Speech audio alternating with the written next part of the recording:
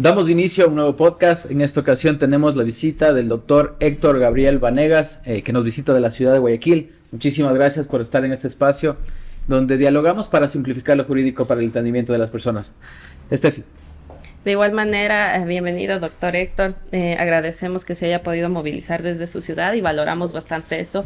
Bienvenido a este espacio que lo hemos denominado Ergo Podcast y tratamos de que este ambiente, este espacio sea cómodo para ustedes. No, gracias a ustedes, más bien perdónenme por las constantes dilaciones que hemos tenido para poder llevar a cabo esta invitación tan demorada, pero lo importante es que ya se pudo finalmente materializar y que estoy aquí, le he pasado muy bien, así que les agradezco mucho a ustedes por la hospitalidad. Perfecto. Como todos los podcasts, siempre iniciamos con una pregunta que es la fundamental. Héctor Vanegas, ¿cómo se caracteriza? ¿Quién es Héctor Vanegas?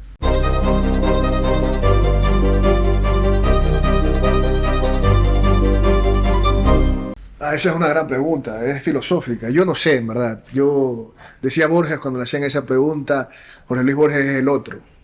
Es decir, y esto significa que yo no puedo entender, no me gusta llenarme de adjetivos o apelativos propios hacia mi caracterización. Yo lo que te puedo decir es, soy un abogado, penalista, profesor universitario, tengo una vocación por la literatura, le dedico mucha parte de mi tiempo a eso. Soy padre de familia, esposo, no sé, no me siento a veces cómodo como hablando de mí, pero bueno, o sea, creo que soy eso, un ser humano, y todos los demás son adjetivos, calificativos que en el desarrollo de la vida en general cobran cierta relevancia y que creo que al final no son lo determinante, no son lo que realmente importa. Tu gusto por el derecho seguramente también viene por un tema familiar, ¿no? O sea, tu familia viene de abogados. ¿Cómo nace ese gusto o por qué no escoger otra carrera? Bueno, siempre tuve esta vocación de defender. Siempre he sido muy contrario a las injusticias. Las primeras experiencias que tuve luchando por lo que creía que era correcto se dan en la escuela, en el colegio, por supuesto en la universidad, pero ya es otro contexto.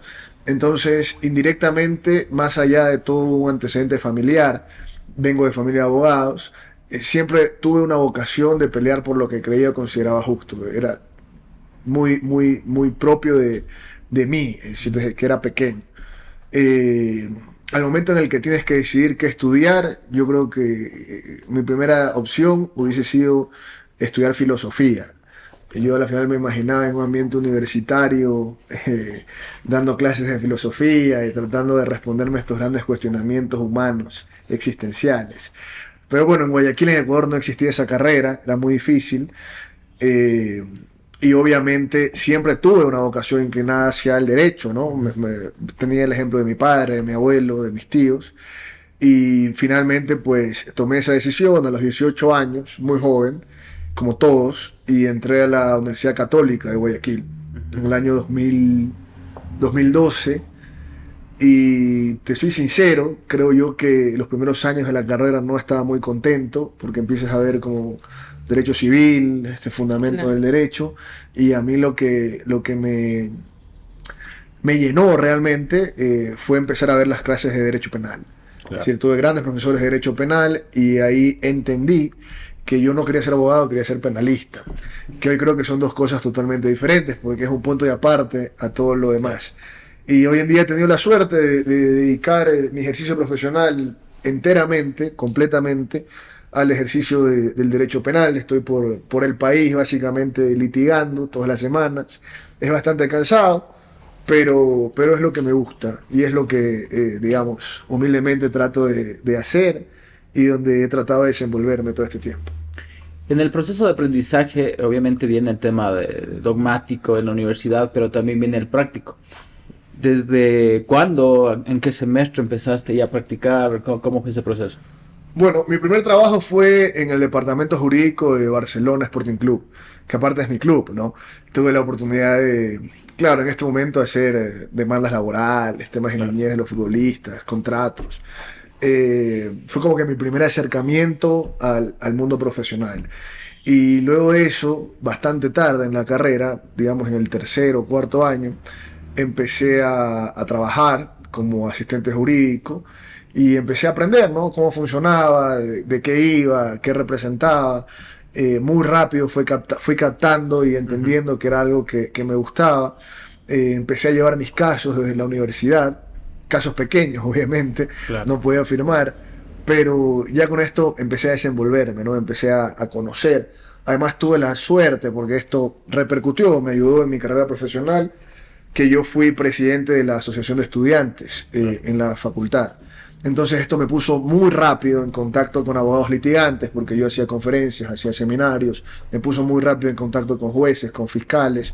Entonces, de algún modo, empecé a generar relaciones de carácter profesional sin saberlo, ¿no? Porque yo estaba en otro aspecto de mi vida, que eventualmente cuando empecé a ejercer, a litigar, eso representó un rédito, por decirlo de algún modo, porque estos abogados grandes, mayores, por decirlo así, con los que yo había tenido esta relación académica y que al final no querían ir a una versión, una pequeña audiencia, me llamaban a mí, yo iba encantado porque estaba recién graduado y esto me iba dando roce, me iba dando movimiento y de esta forma fui aprendiendo hasta eventualmente poder haciendo despacio, ¿no? Poder Claro. abriendo el camino. ¿Por qué diferenciamos al abogado del penalista? Ah, esa es una gran pregunta, porque yo creo que el penalista no solamente es abogado, ¿no? El abogado es quien defiende una tesis, un interés particular, y lo pelea en un tribunal, pero el penalista al final del día yo creo que es lo más cercano que hay dentro de la profesión jurídica al entendimiento de la condición humana propiamente. Porque tú no solamente asumes un caso, asumes todo el drama que representa para una persona o para una familia el poder penal. Entonces haces de psicólogo, haces de consejero, vives con un constante estrés. Yo soy muy mal penalista porque no he aprendido a divorciarme o a desprenderme del caso, es decir, del hecho profesional con el tema personal de las personas. No he aprendido. Claro. Todo el mundo me dice, sobre todo mis colegas mayores, no, es que es trabajo, no tienes que apersonarte con las personas. Yo no he aprendido a hacerlo. Por eso vivo tenso casi todo el tiempo. Pero me he dado cuenta que, claro, tú descubres lo más hondo de la condición humana. Yo he tenido la oportunidad de defender a personas que han estado en los umbrales más altos de la vida pública y que un día, en un abrir y cerrar de ojos, están presos. Claro. Y pierden sus bienes, su patrimonio, incluso su familia. Y obviamente te das cuenta, ¿no?, de que todas estas cosas que piensas que son las metas que vas obteniendo en la vida, en realidad no son tan importantes, que no hay nada tan importante como tu libertad. Y sobre todo entiendes, y es algo que yo trato de transmitir a mis estudiantes, que no necesariamente quienes cometen delitos están presos, porque las cárceles están llenas de injusticias, es decir, están llenas de personas que no debiesen estar ahí y que sin embargo están porque el sistema los utiliza como un rédito político, rédito institucional o lo que sea, y creo que esa es la principal diferencia, que tú vives experimentando siempre con este condicionante humano de las personas. ¿Qué estrategia tienes tú, por ejemplo, para liberar ese estrés que dices? Porque es obvio, ¿no? O sea, todo el tiempo estás en constante diálogo con problemas, el cliente te viene a buscar nuevamente para ver cómo va su proceso y sigue estresado y obviamente eso también te conlleva a ti. Pero ¿cómo liberar el estrés? Bueno, yo estoy en psicoanálisis desde los 18 años, es decir, ya 12 años. Hace un par de meses hablé de mi padre, recién. Sigo en entrevistas previas. Ya. Pero creo que aquí hay un complemento importante y es que mi esposa es psicóloga y claro, yo me apoyo mucho en ella porque a la final ella no entiende los temas jurídicos, pero ella sabe que mis grandes dilemas, así, que me ponen muy tenso, siempre están relacionados a mis casos. Yo trato de conversar con ella y de algún modo desfogar todo esto. Y luego obviamente trato de hacer otras cosas, ¿no es cierto? Claro. Como te dije, escribo, voy a clases de música, voy al gimnasio. Trato de hacer otras cosas porque entiendo también que hay una vida más allá del derecho penal, que no todo puede ser derecho penal. Tengo una hija, me gusta jugar con ella. Claro. Doy clases, por ejemplo, eso también es terapéutico. Y eso me mantiene siempre pensando en otras cosas y no enfocándome solamente en ese cliente que tengo que está preso, o ese cliente que tengo que está prófugo, o este cliente al que le quieren quitar su empresa, o que está viviendo una injusticia. Entonces, al final del día, sí, es muy difícil divorciarte de este componente, porque no somos robots, somos humanos. es muy difícil, pero tienes que hacerlo, ¿no? Porque la vida se trata también de otras cosas, no puedes enfocarte solamente en un aspecto de tu vida. ¿Cuáles son las dificultades más grandes que has tenido al momento de ejercer la profesión? Bueno, múltiples, en diversos contextos. Yo he tenido que pasar hasta amenazas de muerte, muy joven. He tenido que estar con seguridad del Estado a los 26 años, lo cual a mí me ha marcado, porque yo tengo 30 años, es decir, no me considero un niño, pero tampoco me considero un anciano. Claro. Pero yo siempre digo, yo tengo 30 años, pero creo que he vivido lo que vive una persona de 50. O sea, yo he visto tantas cosas en el ejercicio de esta profesión, he visto tanta podredumbre, he tenido la oportunidad de estar en defensas tan grandes, donde se ve realmente lo que es la presión mediática, lo que es la presión del poder punitivo del Estado. Claro. A mí en el año 2019 me llamó un comandante de la policía en Guayaquil y me dijo: abogado Vanegas, hay una alerta contra su vida. Claro, yo tenía 26 años, estaba a punto de casarme y obviamente era bastante incómodo tener que ir con seguridad a todos lados por hacer mi trabajo. Y sobre todo en un contexto donde aquí hay un montón de abogados que han muerto por ser abogados. Claro. Entonces, estas cosas te las tomas en serio y dices, en ese momento, 26 años, como carro loco, podría pelearme contra todo el mundo. Claro. Hoy en día también podría hacerlo, pero con la diferencia que tengo una hija. Entonces, Claro. ya son cosas que tú valoras y dices, ¿qué tanto vale la pena? Claro, porque si bien es cierto, el abogado penalista está para eso, ¿no? Para defender causas justas, injustas, procesados, víctimas, pero también tienes la facultad de elegir tus causas, elegir con quién sí, con quién no. O sea, Sí, bueno, hoy en día, digamos, yo tengo la suerte, sí. tengo la suerte de poder ser selectivo en ese sentido. Cuando recién empiezas a litigar no tienes esa posibilidad, porque tú lo que necesitas es roce, ¿no? Claro. Es estar en movimiento. Y claro, yo entiendo tu pregunta, ¿no? Que va direccionada hacia, eres penalista, pero no te metas con los malos. Yo en verdad nunca he estado con los malos, o sea, Claro. yo no defiendo narcotraficantes y nada de esto. No defiendo narcotraficantes, defendería narcotráfico, porque la mayoría de presos por este delito no tienen nada que ver en el delito, ¿no? Son simples chivos expiatorios. Es una diferencia, ¿no? Entre defender narcotráfico y defender narcotraficantes. Pero sí, o sea, totalmente. Claro. Tú tienes que ser selectivo y elegir en qué te metes, si vale la pena. La mayoría de veces no vale la pena. Hay como esta, no sé si es malinterpretación. Me ha pasado mucho. Yo soy abogado, soy profesor en cuarto semestre y en séptimo semestre. Son chicos que tienen 20, 22 años. Claro. Y escucho mucho esto, ¿no? Porque yo converso mucho con mis estudiantes. Quiero ser abogado porque quiero forrarme, porque quiero... entonces yo escucho, ¿no? Y digo, pero realmente ese es el único sentido. Claro. ¿Qué otra cosa complementa tu vida? Si es que es así, si es que fuese así,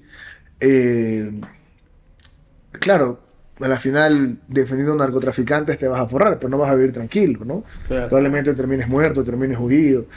Entonces no vale la pena. Yo creo que el dinero no lo es todo en este sentido, y también creo que el dinero termina siendo una consecuencia de lo que haces, es decir, de tu trabajo, de tu estudio, de tu constancia. Eso eventualmente pasa. La vocación del abogado no debe ser salir a los tribunales a hacer dinero, debe ser hacer su trabajo, darle la mejor defensa posible a todos sus clientes, y cuando esos factores empiezan a conjugar, el dinero es una consecuencia, inevitablemente llega. Bueno, damos la bienvenida también a Brian Valencia, quien ha sido el ganador de grabar el primer podcast dentro del concurso que hicimos. Él viene de la UDLA, de Quito, por favor. Muchas gracias, doctor. Doctor, ¿cómo está? Bueno, siguiendo el hilo con el tema que estaba abordando, yo pude escuchar que usted mencionó acerca de este poder mediático que existe, ¿no?, en estos casos penales, y de este poder punitivo. Entonces mi pregunta en sí es, ¿usted cómo aborda o cómo maneja cuando usted empieza a darse cuenta que ya empieza a hacerse mediático un caso, ¿no? Porque hay que tomar en cuenta que cuando un caso se vuelve mediático, inclusive ya pierde objetividad, creo yo, el caso, ¿no? Y que además yo estaba leyendo justo una lectura que es del doctor Pablo Caña, que es David Piña, Uh-huh. Y pues él menciona que él no es culpable, pero que debido a este poder mediático y este poder punitivo, él fue inculpado. Entonces mi pregunta es, ¿usted cómo lo maneja cuando se da cuenta que empieza? Bueno, primero que nada, hay que aceptar que esa es una realidad. En el contexto en el que vivimos, en el siglo XXI, creo que un componente de litigio es el poder mediático, medios de comunicación y redes sociales. Es inevitable. Quien lo quiera negar tiene que dedicarse a otro estudio o a otra cosa. Esto influye en las decisiones judiciales. De hecho, hay un capítulo entero de mi tesis doctoral donde hablo de esto. ¿Cómo lo manejo? Bueno, yo siempre digo, los medios no son tus amigos particularmente, porque si tienes algo que les interesa, te van a dar la palestra o la plataforma para exponerlo. Si lo que tienes no les interesa, no lo van a exponer. Es así de sencillo. Entonces tú tienes que saber entender y manejar los tiempos. Hay casos que inician siendo muy mediáticos y que luego, como todo, este interés va bajando, va reduciéndose. Entonces tú tienes que saber jugar con tus tiempos. Cuando el caso es más mediático, es más probable que la decisión, así tengas la razón, sea en contra. Cuando el caso baja la atención mediática y hay otro escándalo o hay otra nueva cosa de la que preocuparse, entonces tienes más posibilidad de que tus argumentos sean valorados en derecho. Y esto simplemente es saber jugar con los tiempos y los momentos. Y luego la relación del abogado penalista con los medios de comunicación, siempre atendiendo a la verdad, siempre tratando de buscar espacios donde puedas exponer la versión de los hechos que hay en el proceso, tu realidad. Muchas veces hay casos prefabricados, hay que decirlo. Muchas veces hay casos que únicamente buscan un rédito político, un rédito institucional. Y esto no significa que ya tienes que echarte a llorar, ¿no? Sino que con más fortaleza tienes que creer en tu caso, en tus pruebas, en tus elementos, y con esto planificar tus defensas. Pero ahí también hay una responsabilidad por parte de la defensa técnica, ¿no? Porque, claro, no por querer medios, el abogado, obviamente ya el caso es mediático y querer aparecer en medios, puede salir a decir cualquier cosa, o sea, porque también dentro de la audiencia tienes tu deber y tu obligación de abogado, pero también cuando ya es mediático, porque donde dices algo que se va de contexto, te pueden obviamente perjudicar, obviamente al cliente. Sí, totalmente. Tienes que ser muy responsable. Por ejemplo, yo siempre consulto, hay clientes que me han dicho, Héctor, yo creo que toda es la defensa, pero no quiero que seas en medios. Y hay clientes, en cambio, que me dicen, yo te contrato porque nunca te he visto litigar, pero te he visto en medios, y en eso te va medio bien. Entonces quiero que tener una defensa mediática, además de la defensa jurídica. Depende del contexto y tienes que ser muy respetuoso. Lo que no puedes hacer es aprovecharte de la condición de una persona que está pasándola mal, porque el proceso judicial penal es un drama absolutamente, para tratar tú de tener un revuelo mediático. Eso me parece incorrecto. Entonces tienes que saber medirlo y tienes que saber jugar con esto y tienes que entender que en el siglo XXI es una realidad inevitable. Los medios condenan, los medios dirigen la opinión, los medios son un poder del Estado, realmente, o sea, prácticamente lo son. O sea, entendiendo esto, por ejemplo, claro, si bien puede ser perjudicial los medios en un proceso, hablábamos con el doctor Ramiro Ávila Santamaría y él decía que es importante también manejar la defensa técnica, jurídica, pero también llevado por el tema de los medios, siempre y cuando te vaya a beneficiar, ¿no? Sí, inevitablemente. Es decir, mire, yo he estado en casos donde he defendido al malo de la película, donde todos los medios ya han condenado, claro, y yo he tratado de buscar espacios y exponer mi versión de los hechos, atendiendo al proceso, y no he tenido cabida de relevancia. Y he tenido la oportunidad también de estar al lado de las víctimas, en contra del agresor o del malo, y los medios te elevan, te dan el posicionamiento para que tú defiendas tu texto. Y los casos no queden en la impunidad.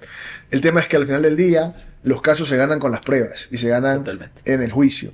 Claro, a veces esa victoria puede tomar tiempo, porque puede que en primera instancia pierdas, pero no estás perdido en realidad, porque tienes una apelación, tienes una casación, tienes una acción extraordinaria. Entonces el tema es seguir peleando, no tirar la toalla, porque en algún momento, si tienes la razón, el derecho se va a imponer. Más allá de toda la corrupción que puede haber inmersa, más allá de toda la imparcialidad, producto de la influencia mediática, del miedo, del temor, de la presión política, que es otro elemento importante, hoy en día, de la presión de fiscalía, para que falles de determinada forma, porque se ha vuelto también un actor de control de las decisiones judiciales, y todo esto termina afectando ¿qué cosa? La independencia, porque el juez tiene que ser independiente, ¿no? ¿Tú estás en qué semestre? Egresado. Ya estás egresado. Yo siempre le recomiendo a mis estudiantes, lean el cuento de los jueces en Berlín. O sea, al final esa es la labor del juez, ¿no es cierto? Imponerse incluso al poder, imponerse incluso a lo que quiere la gran mayoría y responder de conformidad a lo que dicen las pruebas, el proceso. ¿Y usted, doctor, considera que es positivo o negativo el que, digamos, un procesado salga a los medios de comunicación a hablar y exponer, por ejemplo, los hechos de si es que él considera que es culpable o no es culpable? Mira, depende del contexto. O sea, yo no creo que haya una fórmula mágica ni que haya un guión específico que puedas utilizar en todos los casos. Depende del contexto de cada caso. Si es que el procesado está libre y tiene cierta relevancia lo que él pueda decir, podría ser, ¿no? Pero también es importante que esto no parta de una simple discusión o conversación, sino que no nos despeguemos del fundamento jurídico, que es lo que va a tener relevancia en el caso. Bueno, para irnos aportando un poco de este tema. Conocemos que el proceso de maestría o de PhD, si no me equivoco, lo hizo en Europa. Sí. ¿Cuál es la diferencia de estudiar en el Ecuador y obviamente de salir ya a otro país, obviamente a otra cultura y también a otra cultura jurídica, ¿no? Bueno, yo creo que el que tenga oportunidad de hacerlo, no te digo que es fácil, pero si hoy en día tienes universidades online, etcétera, pero el que tenga oportunidad de vivir afuera, no debería desaprovecharlo. Porque obviamente cambias tu perspectiva. Creces no solamente como profesional, sino como ser humano. Porque aprendes de otras culturas, aprendes de otros contextos, de otros sistemas. Lo que a mí me sorprendió y me impactó, porque yo vengo de una facultad muy tradicional de Guayaquil y del país, donde hay todos mis profesores, yo cogí la última generación de los profesores mayores, por así decirlo, más tradicionales. Entonces la mayoría de mis profesores rondaba los 70, 80 años. Y yo crecí en mis años universitarios con este pensamiento de que el profesor de Derecho era poco más que una vaca sagrada. Si lo que él decía era y punto, Claro. y lo que él opinaba era y punto. Pero a mí me generó gran impacto cuando yo fui a Europa y empecé a estudiar con esos profesores que escribían los manuales con los que a mí me daban clases, las vacas sagradas. Claro. Los autores que ellos leían y con los que daban sus clases fueron mis profesores, ¿no? Mi tesis de maestría me la dirigió Silva Sánchez, y yo he sido muy bendecido en ese sentido. Y a mí lo que me impactó es la profunda humildad de estos profesores. Claro. Pero profundísima humildad, es decir, una sed de conocimiento, de decir, yo te puedo enseñar esto, pero puedo estar equivocado, porque al final el derecho es dinámico, como toda ciencia, sobre todo una ciencia social, y puedes seguir ahondando el conocimiento, o yo te recomiendo que estudies este libro, o que veas esta teoría, y eso a mí me sorprendió. Y es lo que yo trato de aplicar en mis clases, ¿no? Porque al final del día, yo puedo decirte, yo he estudiado, los últimos 12 años de mi vida he pasado estudiando, solamente estudiando, acabé de terminar el doctorado en junio de este año, y no quiero ser pesado, ¿no? Pero trato cada vez de ser más humilde. Claro. Es decir, mientras más conozco, sé que hay muchas más cosas que me faltan por conocer, que me dan muchas ganas de conocer, pero que entiendo que lo que yo pueda decir, o lo que yo pueda explicar, o lo que yo pueda exponer en una clase, no tiene por qué ser definitivo, porque el ejercicio académico básicamente parte de esa contradicción, de que un estudiante incluso te puede rebatir, te puede decir estás equivocado, y puede ser, ¿no? Porque no hay una respuesta absoluta en nada. Y eso es lo que a mí me generó un mayor impacto. Luego, pues la vida, los estudios, los amigos, la exigencia es mucho mayor. En todos los sentidos es una experiencia que vale la pena. Pero eso pasa, por ejemplo, si bien es cierto con los docentes también, ¿no? Hablas de que sales de Europa y te encuentras con la umbrella, que como lo teníamos antes en el derecho, pero es humilde. Pero también se da en el libre ejercicio. O sea, el abogado promedio que no se especializa o no tiene mayor conocimiento, también tiene el ego de yo soy como decías, ¿no? La vaca sagrada de ese momento, también hay en el litigio. Inevitablemente, ¿no? O sea, yo cuando empecé a litigar, a mí me encantaba litigar contra estos grandes titanes del derecho, y hablar, estaba muy recién llegado a Europa, muy fresco, por así decirlo, y exponer estas cosas que ellos se quedaban como, ¿de qué estás hablando? No Claro. tiene sentido. Yo tengo anécdotas, no voy a decir nombres, ¿no? Pero una vez uno de estos grandes litigantes tuvo una discusión jurídica porque él decía, no, que no hay dolo, que es la intención jurídica de irradiar daño. Entonces yo me reí y decía, profesor, usted se quedó como que 100 años en el pasado, porque Claro. según ya el nuevo contexto del derecho penal, el dolo no puede ser intención, ¿no? Es cuando menos conocimiento y voluntad. Entonces, partiendo de cosas tan básicas, Claro. pero que estaban tan arraigadas, que es como yo las aprendí, por si acaso, porque no había como que esta oportunidad de ir más allá, de saber qué más podría pasar. Entonces, por eso estos espacios son tan importantes, para poder democratizar ese conocimiento. Y sí, entonces, en ese momento, sobre todo cuando eres joven, te quieren desprestigiar, te quieren hacer menos por tu juventud, y luego digamos, vas ganando un espacio, un terreno, a raíz de lo que expones o de lo que demuestras conocer. Claro. Y sobre todo, ¿no? Yo siempre digo, con los pies en la tierra. A mí me encantaría mañana tener un estudiante mío de contraparte en un juicio y que me gane. Me encantaría eso, me sentiría como que ya cumplí mi rol aquí y ahora sí pueden venir las siguientes generaciones. Yo tengo 30 años, ¿no? Pero Claro. ya te digo, o sea, yo ya llevo 8 años litigando, ha sido muy, muy intenso todo esto. No creo que litigue más allá de los 40, honestamente. Pero Al paso que voy. bueno, a mi edad, Pelé ya había ganado 3 Copas del Mundo, ya estaba retirado del fútbol, Claro. me explico. Entonces, yo creo que la carrera del penalista, como es tan intensa, sí, yo veo a mi padre, veo a Juan Bisueta, grandes amigos, compañeros de la universidad, catedrático, que digamos ya rondan los 60 y siguen litigando con la misma pasión y Claro. viajando. Y yo me pregunto, ¿no? Si realmente yo podría a esa edad seguir con esta tensión con la que vivo ahora. Y yo creo que no, ¿no? Creo que la carrera del penalista es más como la del futbolista. Es decir, intensa, termina pronto y ya luego tienes que hacer otras cosas. Bueno, usted aborda este tema de que le han desprestigiado, ¿no? Entonces yo pienso que esto afecta de una manera emocional, tal vez cuando uno comienza la carrera. Entonces me gustaría saber cómo usted maneja esto emocionalmente. A ver, mira, emocionalmente ser penalista es como una avalancha de emociones, porque puedes pasar de la absoluta felicidad a la absoluta tristeza en un segundo. A la absoluta felicidad cuando tienes una inocencia, cuando Claro. sabes que una persona injustamente presa sale libre, estas cosas te llenan absolutamente. Y luego a la absoluta tristeza porque inmediatamente experimentas una injusticia, ¿no? Una condena que no debió ser o algo que no debió pasar y que pasó. Entonces es una montaña rusa de emociones. Porque claro, tampoco es verdad que tú vives de un caso. O sea, hoy litigas y la próxima semana tienes otra audiencia, otro caso, puedes ganar o perder. Entonces, yo por eso digo, yo no creo en las vacas sagradas, Claro. yo no creo en el que dice, digamos, yo soy infalible o algo así, porque hay casos que ganas y hay casos que pierdes, y tienes que aprender a aceptar también esas derrotas. El tema es cumplir las reglas del juego y jugar con esas reglas del juego, hacer todo lo que esté a tu alcance para con esas reglas tratar de obtener el resultado. Pero lamentablemente la decisión no depende de ti, depende de un tercero extraño, en este caso un juez o un tribunal, que lamentablemente en la mayoría de los casos no se rige por la verdad procesal, sino por las presiones que hemos hablado. Un amigo decía, hay casos que se ganan, hay casos que se pierden, pero las audiencias jamás debes perderlas, ¿no? O sea, como se hablaba en la clase previa, o sea, preparar tu defensa, no irte a improvisar, no creerte el todo lo sé, claro, porque no sabes en qué momento el abogado que lo tienes de contraparte te puede destruir, porque Sí. obviamente tiene una preparación previa, ¿no? No, sí, totalmente. Yo creo que, además que en nuestro caso, que somos abogados, nuestro servicio se hace. Nosotros vendemos un servicio inmaterial. El cliente no va a ver las horas de estudio, no va a ver Claro. la preparación, no va a ver lo que trates de plantear en su caso. Va a verte al momento de ese alegato de 10 minutos que tienes en la audiencia. Claro. Ese es el momento en el que tu servicio se hace tangible. En el momento en el que tu cliente dice, bueno, por esto pago honorar. Claro. Entonces es obvio que ese momento, ese espacio, tienes que hacerlo bien.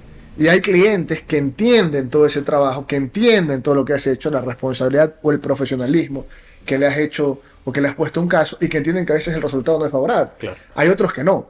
Y ahora que me hablabas del tema emocional, ¿no? Hay otros clientes que simplemente te van a decir, ¿cómo? O sea, perdimos. Claro. Entonces no vales. Y no es así realmente, porque Totalmente. el abogado penalista, obviamente las victorias te dan un posicionamiento. Yo te digo, o sea, yo cuando empecé a litigar, yo también empecé como que con ese carrusel de que todos los casos los ganaba. Y casos difíciles y mediáticos e imposibles. Y yo, incluso, ¿no? Hasta te mareas, dices, bueno, ya Claro. no voy a perder. Hasta que pierdes, hasta que te estrellas Claro. con esa realidad y luego entiendes que es parte del proceso la derrota como la victoria. Totalmente. Y que al final del día esto se trata de la constancia, es decir, que perder no te hace menos abogado. Si lo que te hace menos abogado es ser más desprolijo en tus casos, no organizarte, ser irresponsable, eso sí te hace mal abogado. Pero luego si pones todo tu trabajo, tu esfuerzo para obtener un resultado, a veces puede salir, a veces no. El derecho no se mancha, eso es lo que te quiero decir. Ni la pelota no se mancha. Claro, exactamente.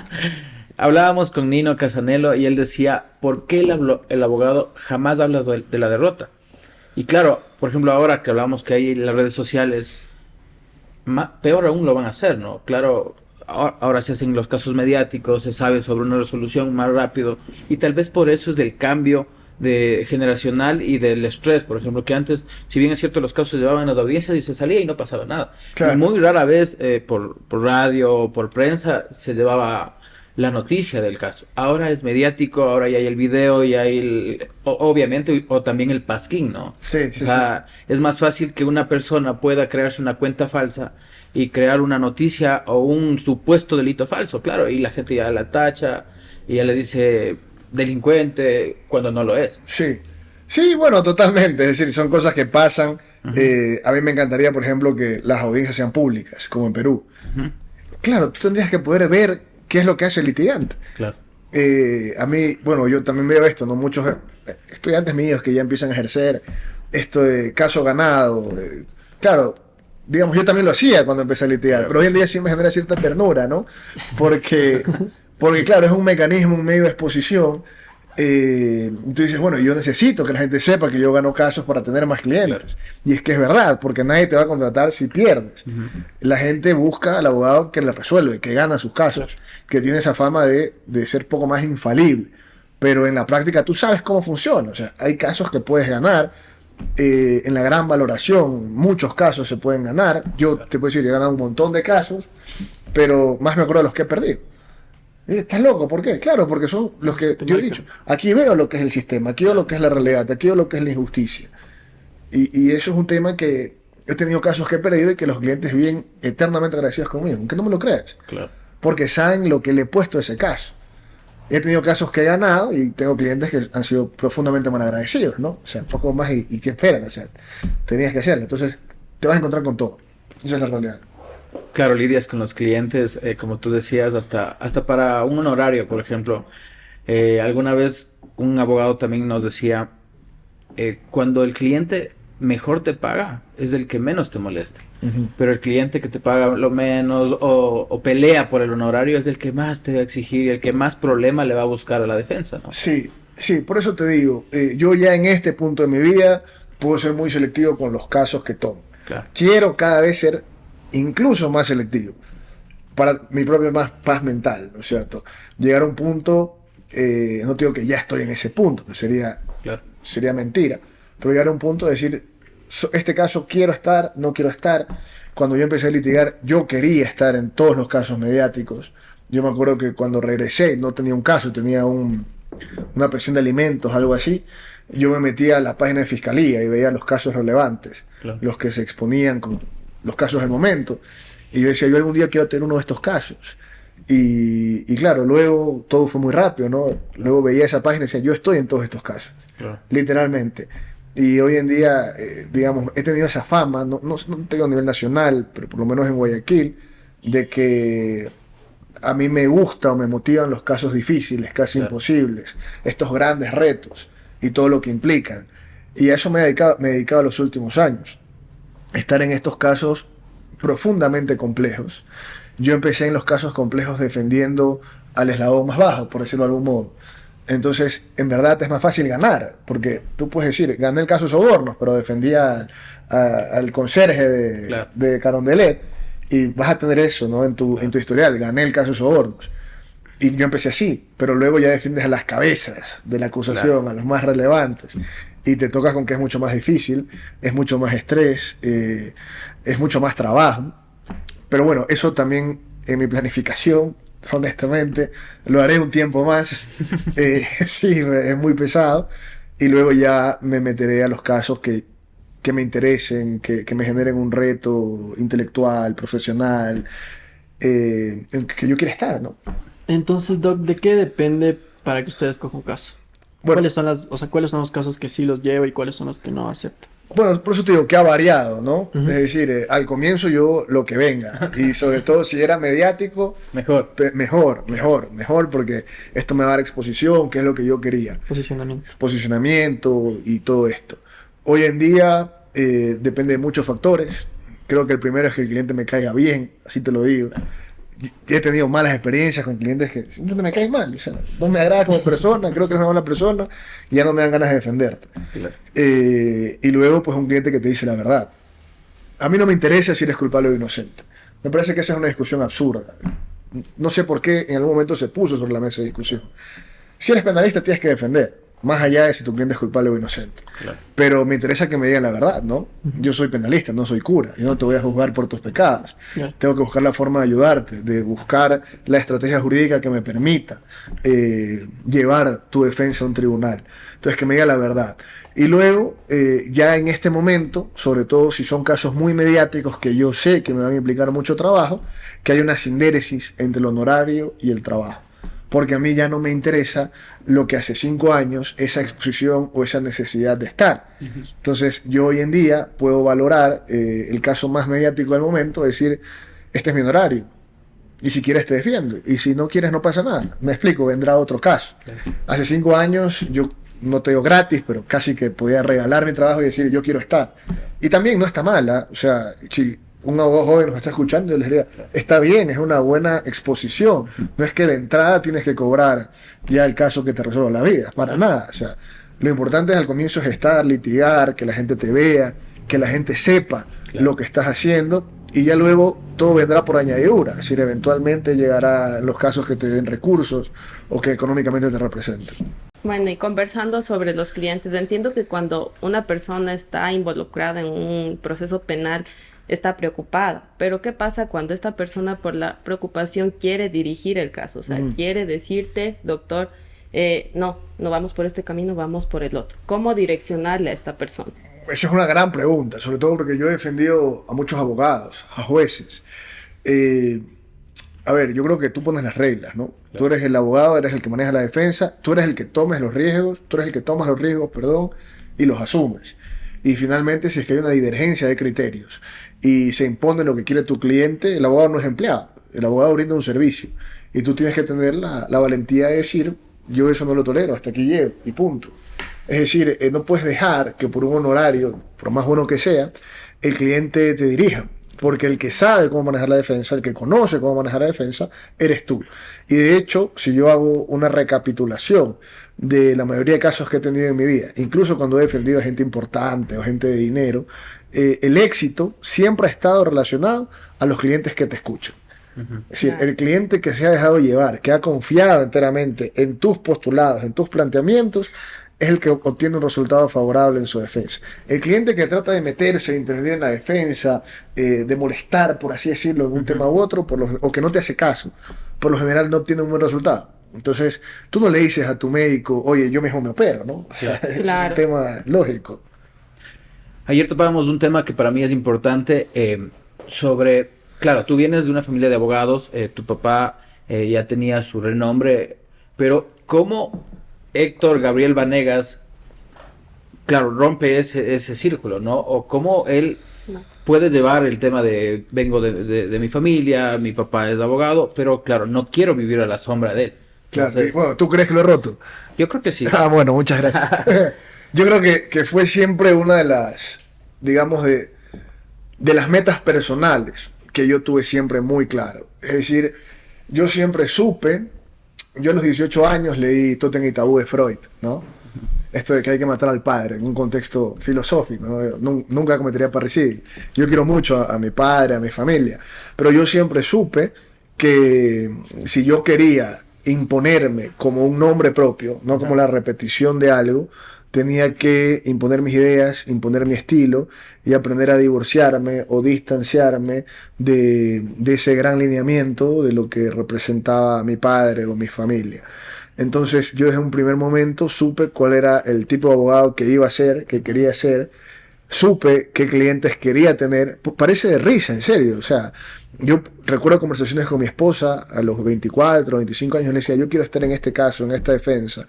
Y hoy en día, digamos, me genera cierta cuestión, ¿no? Porque yo, bueno, estoy más o menos en el camino donde quería estar.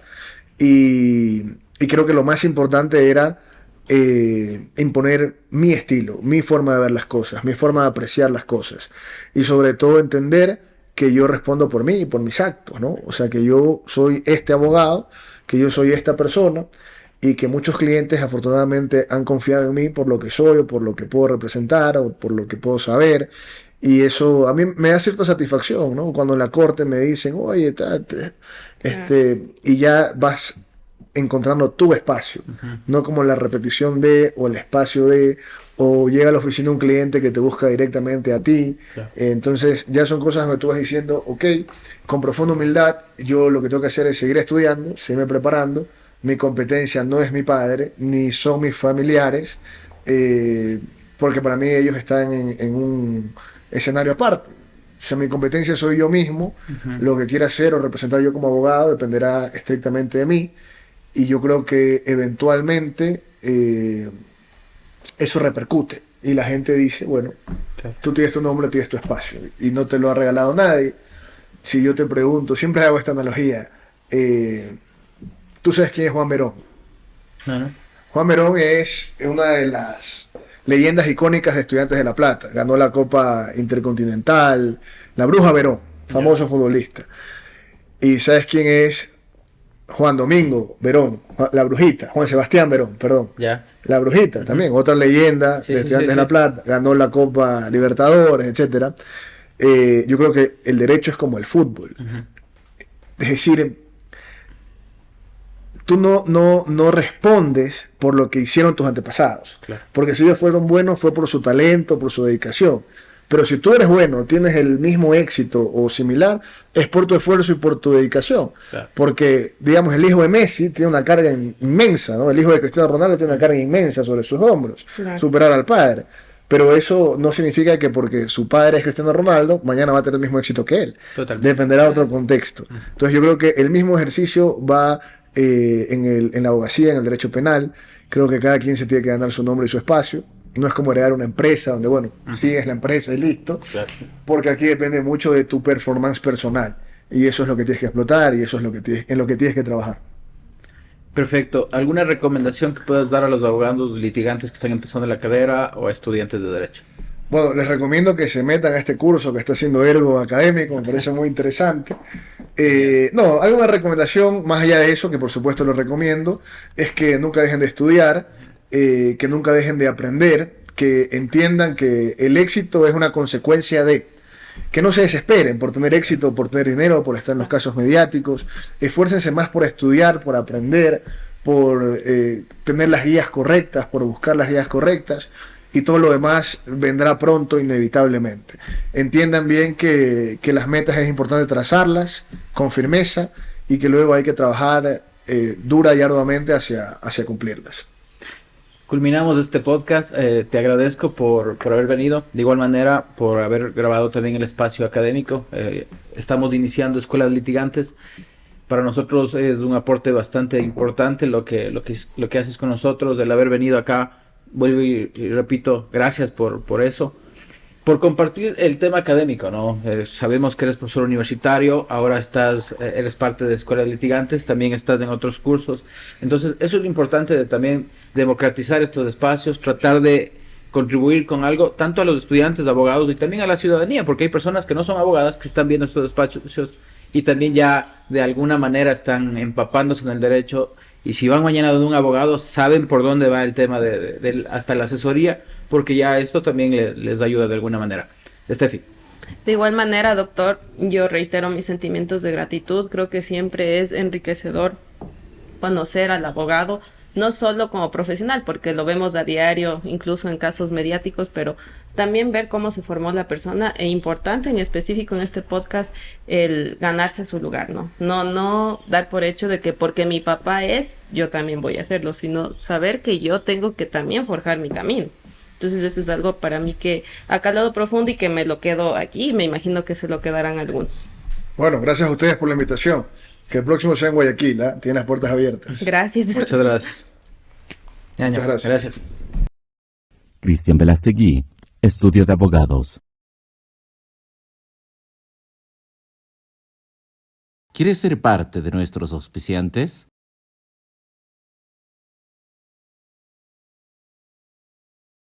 Ergo Académico, acercando la cultura jurídica al país. Ergo Podcast, simplificar lo jurídico al entendimiento de las personas.